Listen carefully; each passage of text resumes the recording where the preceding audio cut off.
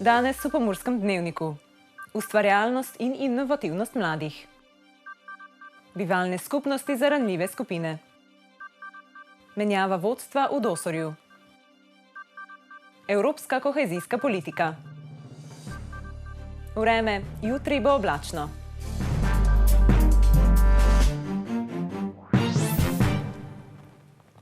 Spoštovane gledalke in gledalci, lepo pozdravljeni v Pomurskem dnevniku.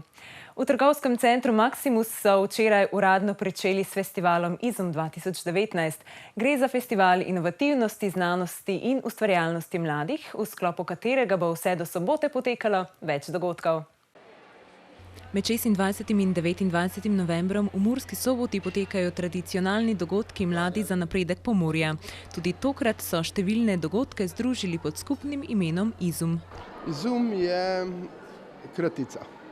Inovativnost, znanost, ustvarjalnost mladih. Inovativnost pa znanost, ustvarjalnost že moramo začeti razvijati pri mladih. To je stvar, ker se morajo oni navčiti živeti. Kamorkoli pridejo, kad ogledali kakšno stvar popravijo, zboljšajo, napravijo tako, da z menje dela, z menje mantranja, lejko prišli do istega ali celo boljšega rezultata. To je eden od končnih ciljev vseh teh aktivnosti.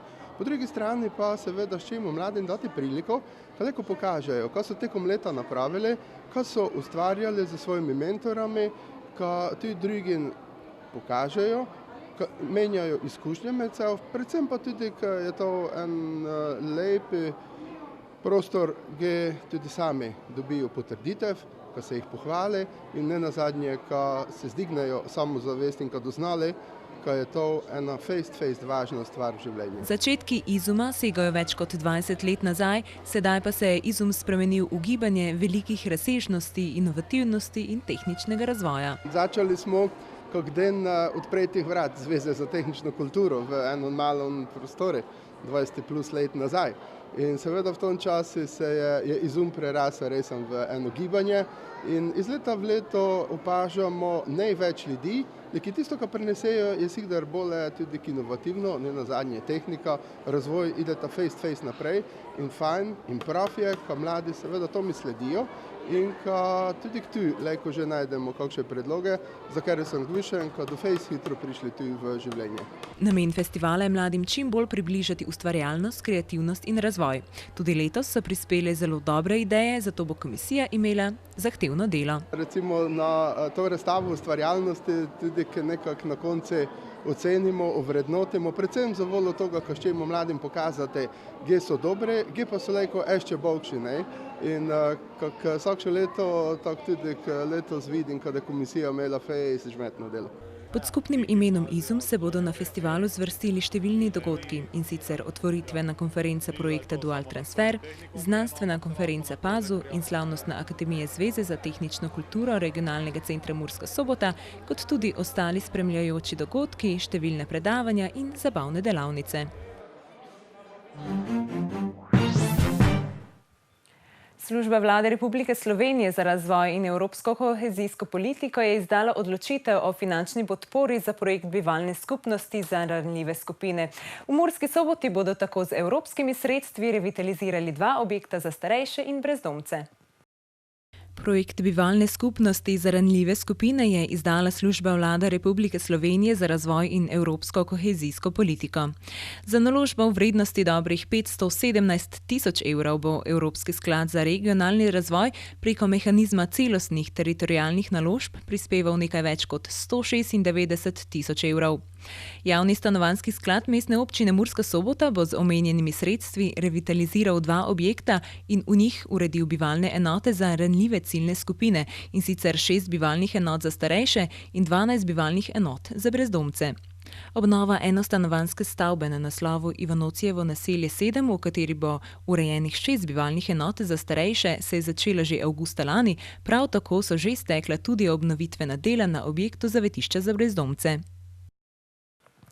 V domu starejših občanov Radenci se obeta menjava vodstva. Od direktorskega stolčka se poslavlja Mateja Hauser, ki je sedaj prevzela področje razvoja v podjetju Senecura Slovenija. Največji zasebni upravitelj domov za starejše v Avstriji se je odločil svoje storitve širiti tudi v Sloveniji, kjer nameravajo graditi mrežo manjših domov za starejše. Eno največjih priložnosti vidijo v domu starejših občanov Radenci, ki se mu v prihodnosti, kot kaže, obeta menjava vodstva. Od direktorskega stolčka se namreč poslavlja dosedanja direktorica Mateja Hauser. Senekura je do sedaj kupila 2 doma za starejše, načrtovana pa je tudi gradnja manjših domov, ki bi prinesla okrog 300 novih mest. Skupna ocenjena vrednost investicije v 5 novogradenj je 25 milijonov evrov. Ob tem se morda Dosorju obeta tudi sanacija zgradbe. Konzorcij medijev TV Ideja, sobotainfo.com, mariborinfo.com in ptujinfo.com izvajajo projekt kohezijske zgodbe, v okviru katerega bomo v prihodnjem obdobju predstavljali zgodbe ljudi, ki jim je evropska kohezijska politika spremenila življenje. Danes vam tako predstavljamo zgodbo družine Kleiderman. Poglejmo.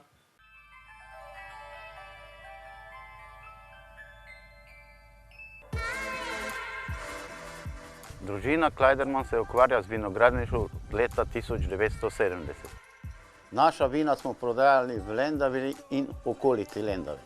Na vinariju smo od leta 2015, ko prodajamo naša vina, grejo po celem svetu. Prodaja vin se je povečala, lahko rečem, 2-kratno.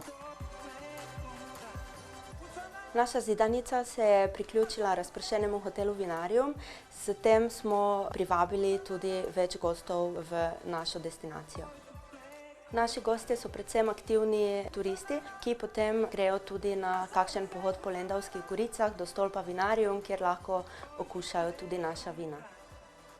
Moja želja za prihodnost je, da se bodo vnuki ukvarjali z vinogradništvom.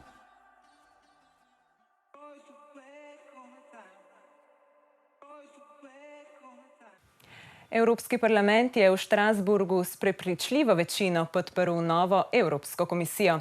Predsednica Ursula von der Leyen kot glavno nalogo izpostavlja zeleno in digitalno tranzicijo. Komisija bo začela z delom v nedeljo. Za novo komisarsko ekipo pod vodstvom Nemke Ursule von der Leyen je glasovalo 461 evropskih poslancev, 156 jih je bilo proti, 89 pa vzdržanih. Med najpomembnejšimi nalogami nove komisije je izpostavila zeleno in digitalno tranzicijo. Poslancem je prva predsednica komisije v zgodovini Unije predstavila tudi svojo ekipo, v kateri je 12 žensk, največ doslej, in 8 članov stare komisije. Von der Leyenova je zatrdila, da bo rešitev za problem spornih obveznih begunskih kvot del novega migracijskega pakta, ki ga bodo predstavili konec prvega četrtletja ali v začetku drugega četrtletja prihodnjega leta. Na področju podnebnih sprememb naj bi prvi zeleni sveženj predlogov nove komisije bilo pričakovati že pred božičem. Nova komisija bo z delom uradno začela v nedeljo. Slovenskega evropskega komisarja Janeza Lenarčiča, ki bo pristojen za krizno upravljanje, prva naloga v novi vlogi čaka v ponedeljek, ko bo imel prvo izmenjavo mnenj s člani odbora Evropskega parlamenta za razvoj. Po njegovih besedah je naloga komisarjev, da delujejo v splošnem interesu Unije, a tisto, kar je v splošnem interesu, je tudi v interesu Slovenije, denimo spoštovanje vladavine prava. Na sobotainfo.com poročajo o parku vodnih doživetij, ki bo v Radencih privabljal številne turiste. Več o tem seveda na sobotainfo.com, mi pa si sedaj poglejmo še kratke novice.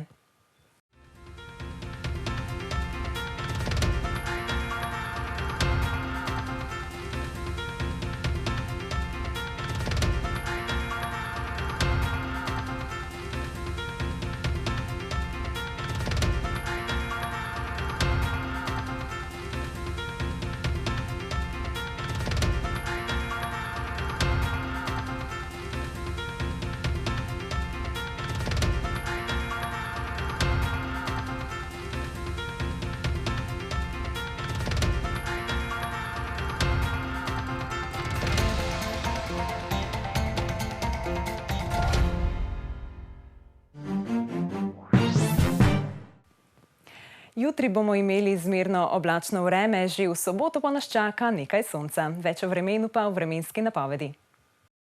Danes smo imeli deževen dan s temperaturami okrog 12 stopinj Celzija. Opoldne ste v Krajinskem parku Goričko namerili 8, v Murski Soboti in Radencih 10, v Lendavi pa 11 stopinj Celzija. Jutri zjutraj bo po nižinah megla ali nizka oblačnost. Čez dan bo zmerno oblačnost z nekaj sonca, več oblačnosti bo v hribovitih krajih na zahodu. Zapihal bo šibak jugozahodnik. Najnižje jutranje temperature bodo v severovzhodni Sloveniji, v Murski Soboti in Mariboru okoli 5 stopinj, dnevne pa okoli 13 stopinj Celzija. V soboto bo na Primorskem in v Pomurju precej sončno, drugod bo dopoldne še nekaj dežja, ki bo popoldne ponehal, oblačnost se bo trgala. V nedeljo se bo pooblačilo, na zahodu se bodo popoldne začele pojavljati padavine. Temperature v naših krajih se bodo gibale med -1 in 1, dnevne pa med 6 in 8 stopinj Celzija. Toliko smo vam pripravili v današnjem Pomurskem dnevniku. Za več informacij obiščite našo spletno stran www.tvideja.si. Bodite v naši družbi in nasvidenje do jutri.